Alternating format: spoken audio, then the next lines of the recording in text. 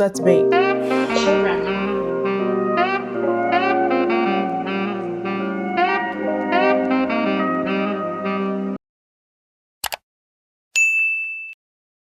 Hi vlog, welcome back to my channel. I am in the mood to bake something fun. So today is a very gloomy, cold fall day, and I figure let's bake. I don't know what I want to bake yet. We can kind of figure that out together. I have apples, I have all of the flour, cinnamon, brown sugar, vanilla, I have everything like that. Maple syrup. I don't know if I want to do like an apple crumble or an apple coffee cake or like there's cinnamon buns. There's like these apple fritter cookie things. Cinnamon roll apple cake. That looks really amazing. So I'm in the middle of work actually. I'm about to go back to work right now. So I'm not going to be able to bake until around like 4:30. I need to decide what book I'm going to be reading. I just finished Immortal Dark this morning and I really don't know what my mood is right now. So I feel like I want like an easy romance, but then I'm like, I don't really like those. And I feel like that could put me in a slump too. A thriller, but when do I read thrillers ever really? Then I'm like, well, I kind of want to prioritize anything that needs to be read before Halloween. I don't know if I want to read a Kindle book. I am so stuck. So I'm going to pull a couple options to the front and we're just going to have to see how my brain decides what we're going to be reading.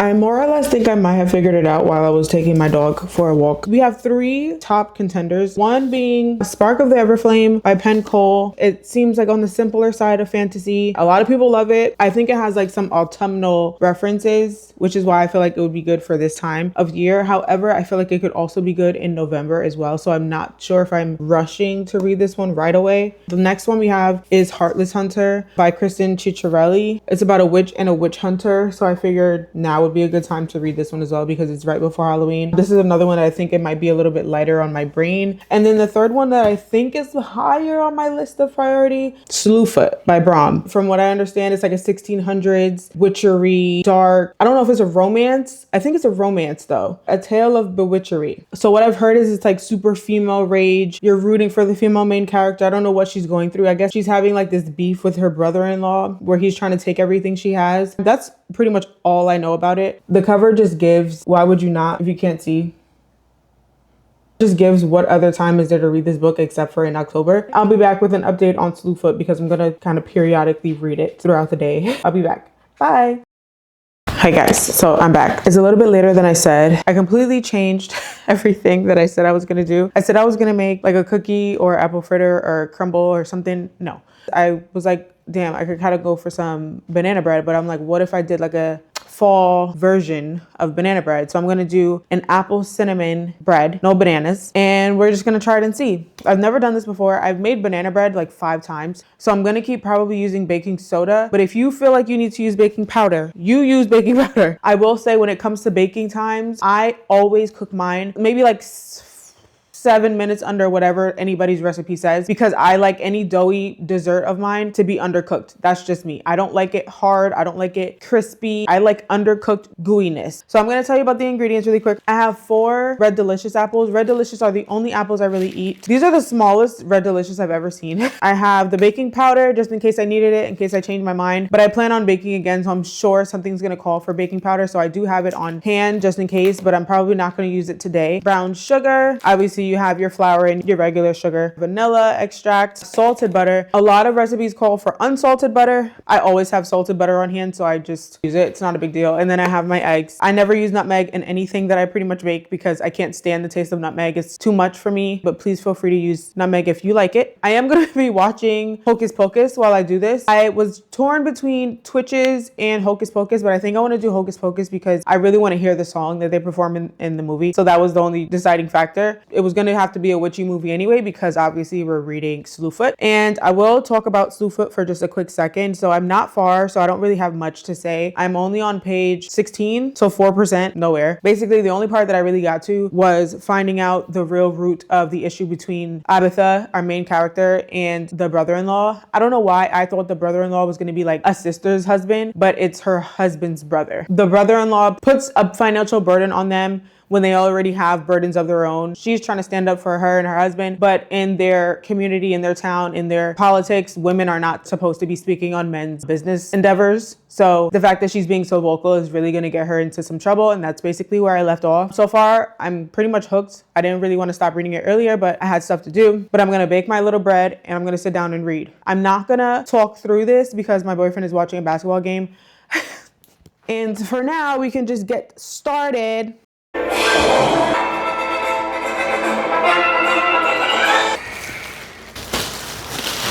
Four apples this size should be enough for one pan of bread, right? Max likes your apples. In fact, he loves them. Okay, let me get changed. He'll never miss me. Anything you say. There's no way that's a whole cup of sugar that she put in that thing. Goodbye. Must be fish. Come on, have checked up. She's a Toast. Do the potion and suck the lies.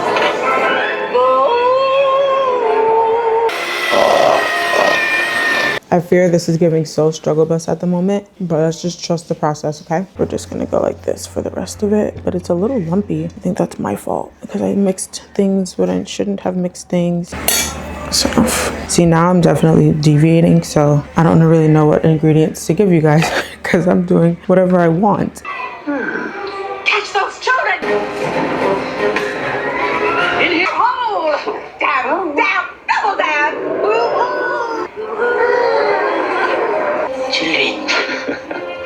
Hey, that may take me a couple of tries, but I don't think that'd be a problem. I told you, Gina. Bunch. look. Mom, I have an OG. I have no real wishes. They can. These knife cuts, oh my God, do better knife cuts than me. So strong, so strong, so strong. I say, enter by, automatic, up and down.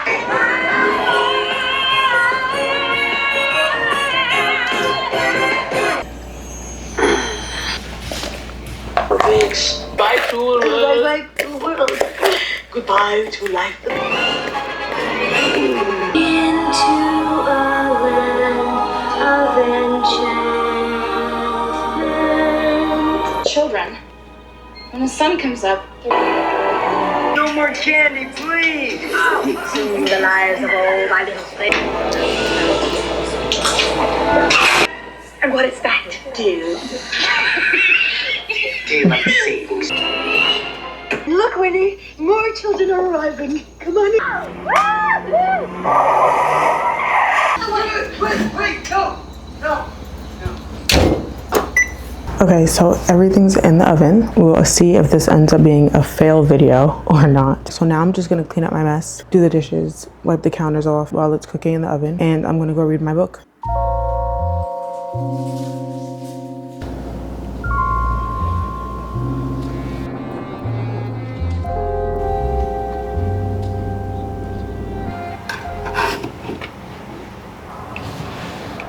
Ow, it's good though. Oh, good. It is really good, and I can't wait to have a slice with some ice cream. Thanks for hanging out. Close the book straight away? Yeah, alright, it's great. Do you guys watch Love Island Australia? I watch every single Love Island that exists, that I can get my hands on in this country. I've seen them all. The cinnamon apple bread, I feel like I did a couple things wrong. Don't follow what I did. I purposely undercook everything, but this one I think I did it a little bit too under. I had a slice last night with some ice cream. Oh my God, it was banging. It was so good. I'm gonna continue to read, what is it? Slufoot for the day. Hopefully get very far or even finish it today.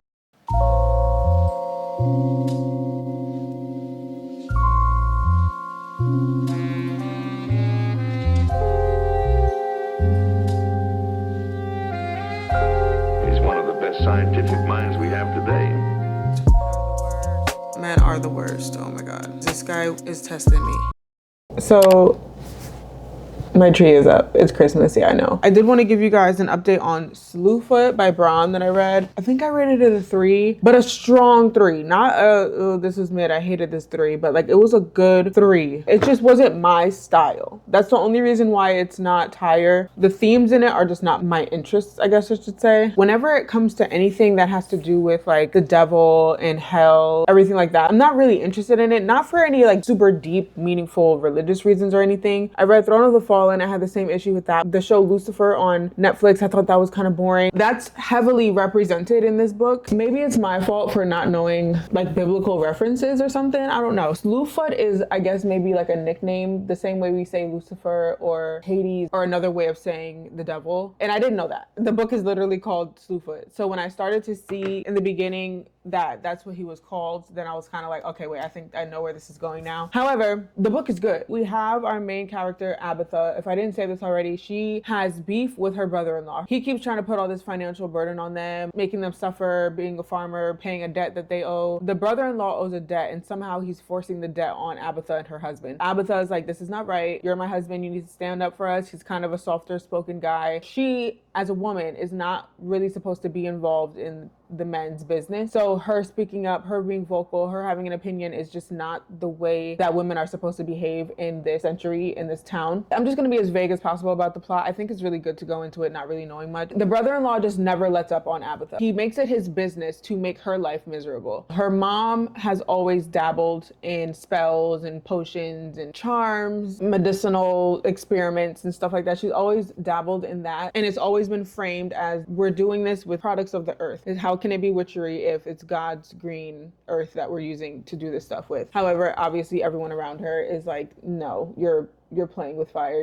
You're dabbling in witchery. Like, what are you doing? They can be shunned. They can be unalived for even mentioning anything witchy. She's trying to plead her case, defend herself. Her character growth is ultimately her witchery coming alive. She's pushed and provoked and poked, tortured, and forced into being what is in her blood to be, I guess you could say. And then in the background of the story, there's these creatures running around, Slufoot running around. They form some type of bond or partnership. I don't think it was very romantic. I think I saw reviews before I read it about it being a romance. I didn't necessarily get that vibe. I think her and Slufoot just formed this friendship. It's very true that you do root for Abatha kind of the whole time. You want her to come out on top. You want her to get her revenge on this damn brother-in-law that keeps bothering her. So it's very women empowerment forward. When we were focusing on Abatha and what was going on in Abatha's world, never bored. Never a dull moment. Where it lost me was when it started to get into the woodsy creature background Slufoot stuff. Overall, I would definitely recommend it. I think it was just a personal taste thing. I can picture a lot of people liking this book. It's like a 4.21 on Goodreads. So yeah, that's the update on that.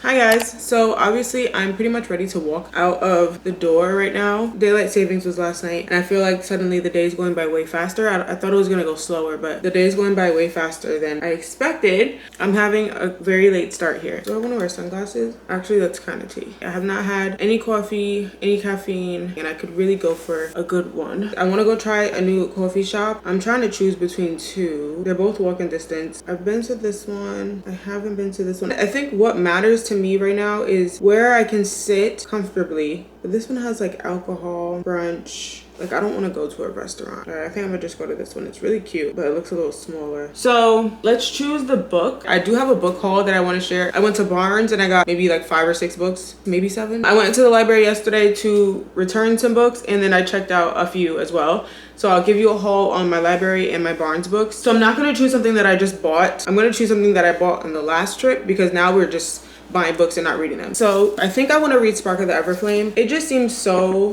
quick and just to the point when it comes to fantasy, romantasy. It says on the back, just a little quote. It says, "You think I fear my own death?" He whispered in my ear. "Every day I draw breath is as much a curse as a gift. If you're the way my fate finally catches up to me, I can't fathom a more beautiful end." Well, that's kind of gorgeous, isn't it? So this bag now, Tasman's and leggings, black. I really just try to find a way to wear the same outfit over and over again. Switch out one black top for another, switch out one pair of black leggings for another, and that's just how I always get dressed. So and the glasses, they're key. Back when Desi had a collab, they're my favorite still to this day. I think they still have them maybe, but they're not Desi's anymore.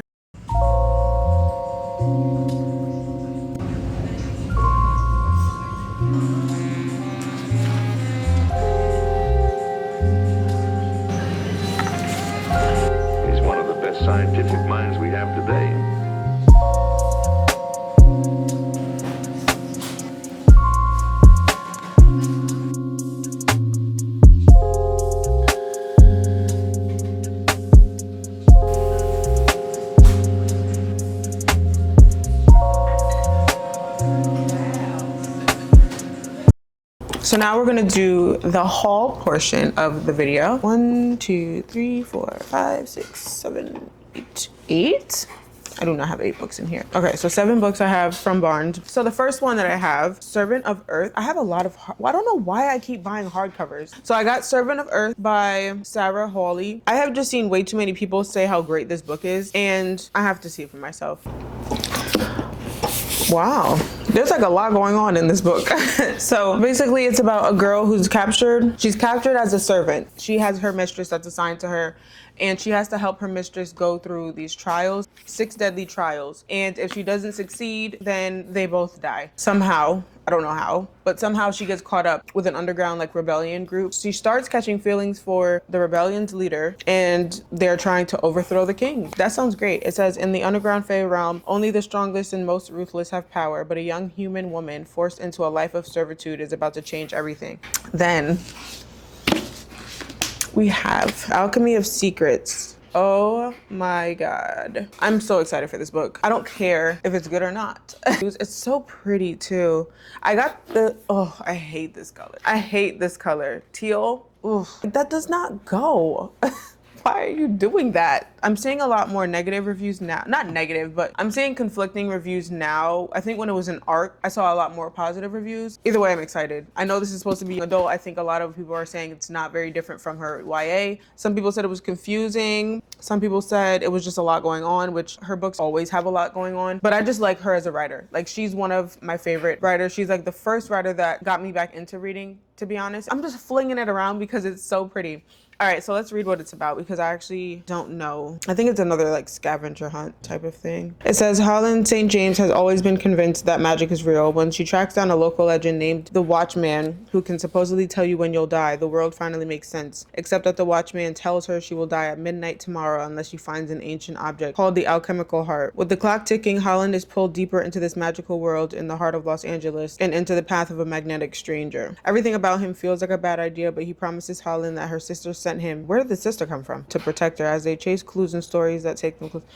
I don't know. I just think it'll be a fun little read, perfect for this season. So then we have Finale by Stephanie Garber. And you know what my problem is with all books, with all series, with all everything, movies, TV shows, everything. Anything that I have not seen that everyone's like, you have to do this, you have to do this, you have to watch it, you love it, da, da, da. For some reason, I'm trying to savor it. And I need to stop being that way because all I'm doing is not experiencing like everything. Because I'm like, oh, I'm going to save it for the perfect time. And it's like, yeah, but the perfect time then came and went 16 times. There was nothing but space and opportunity for me to read, watch, do something. That's my problem with series. I feel like the longer I put it off, the more I'll have to look forward to it. But all I'm doing is just not finishing things that I start. I know how it's gonna end because that's another reason why I haven't read it, honestly, because I saw a spoiler when I was looking up character art and I know how it's gonna end. Hopefully there's other twists in it that keep me on my toes because I think the main thing, I know what it is. So that's really, really irritating. Because when you ask Google to give you a recap of the first book in a series and then they tell you the ending to the last one, who is responsible for that? If you don't know what Caraval is about, it's about these 2 sisters. So Donatella is the rebel, Scarlet is our good girl. Donatella really wants to go to this deadly game that only happens once a year called Caraval. So she ends up going, her sister has to chase after her. Basically, there's a scavenger hunt between everyone who's involved in this game to find the prize being Donatella. So everyone and Scarlet are all searching for her sister, and everything just kind of unfolds from there. It is a wild ride in the first book. I prefer the first book over the second book. I've heard that the third one is actually the best one. I've heard that. I will be the judge of that. The reason why I get on here and I don't actually say much about books is because I feel like I'm the only one in the world who doesn't know them. So when I mention a book and I don't say what it's about, it's because I just assume that everyone already knows what it is. So I'm gonna try to be better about that because I know if I want my channel to grow, then I'm gonna have people who are maybe looking to me for recommendations, or I'm showing them books that they've never seen before. Maybe they're starting to read or anything. So I do need to be better about actually saying what the hell these books are about because I fully skip over that every single time. So next we have Our Vicious Oaths by N.E. Davenport. N.E. Davenport wrote that other book as well. It's like a series, The Blood Trials. Ooh, 5 stars.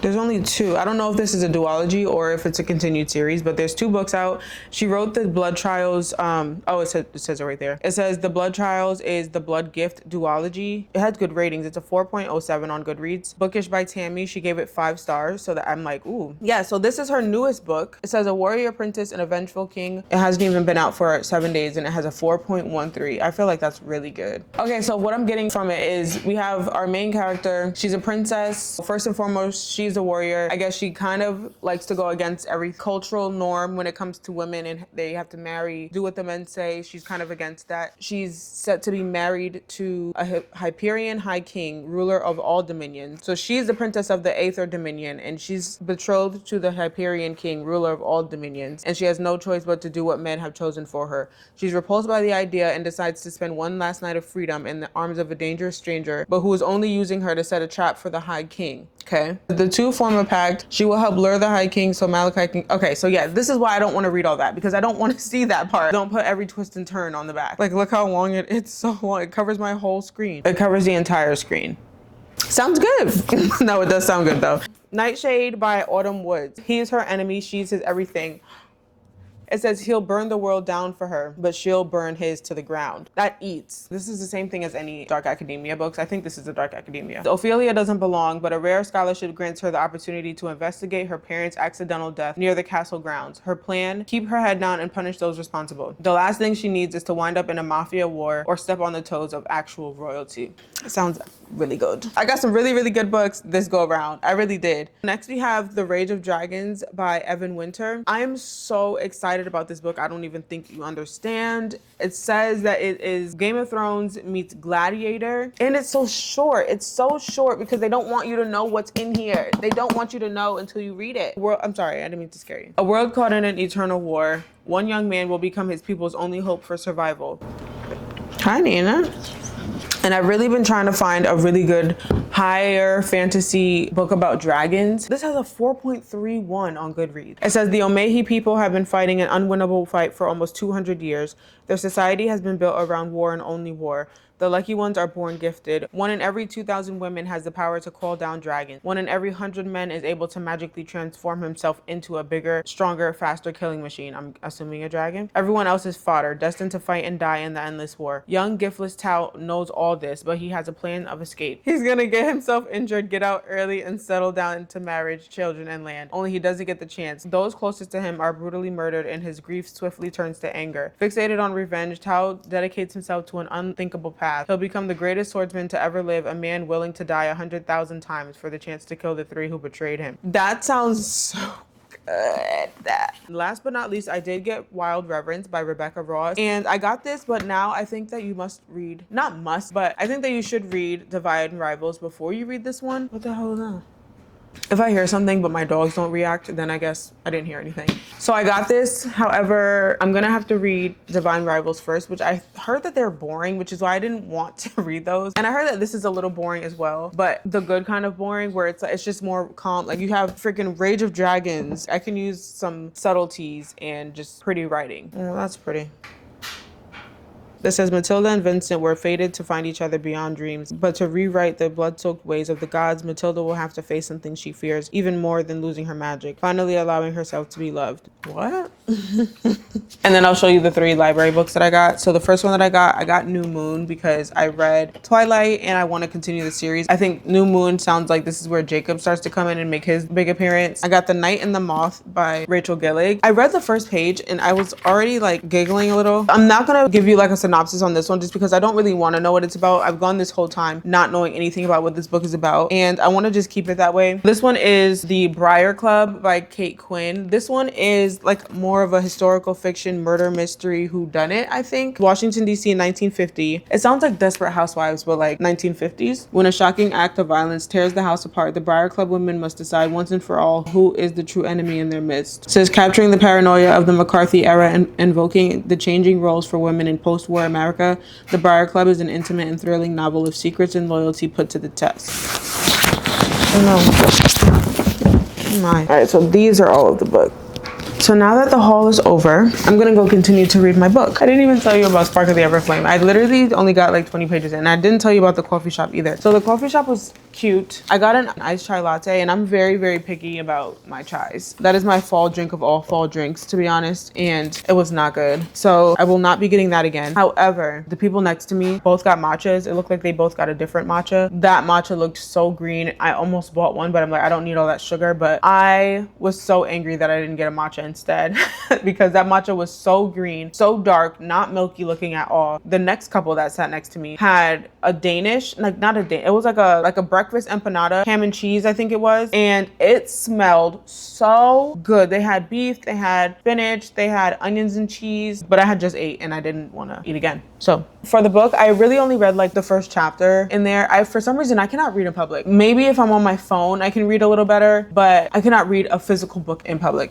So I wanted to just update you guys on my progress in the book so far. I'm on chapter 16, almost 50%. I don't think that's exactly 50% yet. It's very, very easy. It reads YA, but it has some like mature elements in it. I would say like spicy references. I don't think they go too crazy so far on the spice, but the language is a little bit more adult than I would say YA is. Maybe, I don't know. I don't know what qualifies as YA anymore, to be honest with you. I don't think it's going to be like 5-star perfectness, but I am enjoying myself so far. It's giving slow burn. It's about our main character, DM. Her mother has gone missing. She witnessed her mom's last interaction with someone called the Descendants. So Descendants are basically offspring of the most supernatural, powerful natives to their world. Natives combined with mortals created Descendants. So Descendants right now are rulers of each kingdom in their world. DM is a mortal. Her family is mortal. She lives in Mortal City. Her mom was a healer. Her mom's job was to go and help everyone around the town. Her mom was also involved in helping royals, meaning the Descendants, with their injuries, illnesses, ailments. DM witnessed her mom's last interaction with a Descendant, seemed heated, and then suddenly she was gone. So DM ends up taking her mom's place as a healer. Even up until the point that I'm at right now, there's a bunch of like secrets with DM. She looks different from everyone. Everyone assumes she has powers because of the way that she looks, but then DM keeps alluding to the secret that she has, and as the reader you don't know what the secret is. I get confused with, does she know her background or does she not? It seems like she does, but then sometimes she says things and she's like acts like she doesn't. I don't really know. It's a little bit confusing on that front. 50% of the way in. I feel like we're not making much progress with the actual story to be 50% of the way in, but that's fine. I'm really not rushing it. I don't mind a slow burn because it is keeping me interested at the same time. It's not like slow. She does have this best friend, childhood best friend. They're also romantically involved. His name is Henry. He hates the Descendants. He hates everything that they stand for. He hates everything that they do. He hates everything about the Descendants. He's as close to a boyfriend as she has. That's something that you know from the first chapter of reading the book. It's not a little crush. Like, no, they're involved with each other. I think that adds like an interesting element because we know that that's not the love interest. And something about Henry is very untrustworthy. He's one of those good guys that just seems too good and has like an ulterior motive. That's the vibe that I get from him. But right now in the book, the main love interest, we haven't really seen him.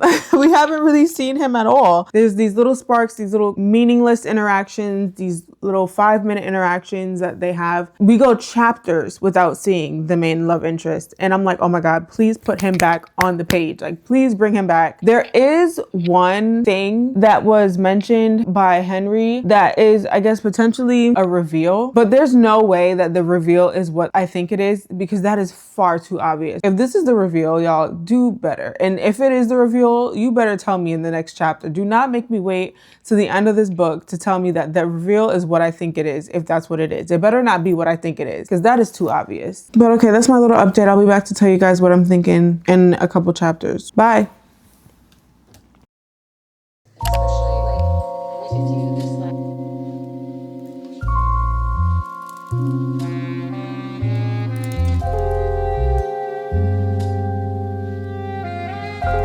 He's one of the best scientific minds we have today.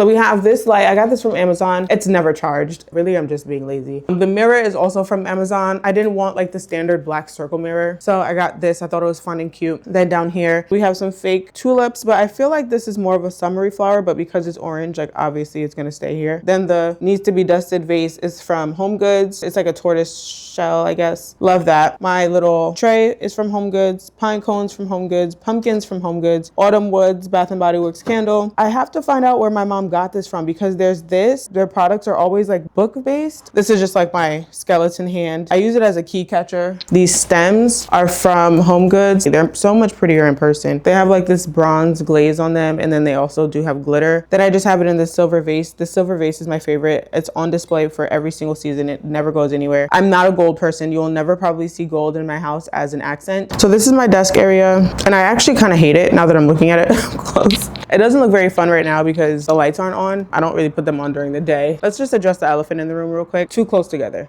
Way too close together. I messed that up real bad. There's no rhyme or reason to why certain books are up here, except for the fact that I thought these two were definitely fall themed. These are battery operated. They do turn on. I just like the silver-ish gray color versus like just the clear ones. So we have our skull. Me and my boyfriend have skulls everywhere. We love skulls. I don't know why. This is his skull. This is my favorite one actually that we have. And then I have Heartless Hunter and Rebel Witch next to it. This chain thing is from Home Goods. I just use it as a bookend. I don't know if that's necessarily what it is. Ninth House and One for My Enemy. And then we have Powerless just here by its lonesome because that's the only one of the series that I've read. This pumpkin that I got from Home Goods. This is from Home Goods. Some greenery to have up here. This is also his skull. This is what I meant by the brand. They have like bookish themed candles and stuff. Then we have Six of Crows and Crooked Kingdom. My camera is up here just for no reason other than I didn't want to shove it in the closet. Then we have this little pumpkin that I actually don't like that much, but it's cool for now. These three little skull heads, these ones are mine. It's a light. It's supposed to plug in, however, I just don't plug it in. Fourth Wing, Iron Flame, and Onyx Storm. My green plant here. I usually keep this outside on my balcony, but it was raining and it fell over, so I brought it inside. And that's really it. Everything else is boring. And then I have my other skull. It's black and it has like glitter in the eyeballs. This is from either TJ Maxx or Home Goods as well. It's pretty fire. Bye.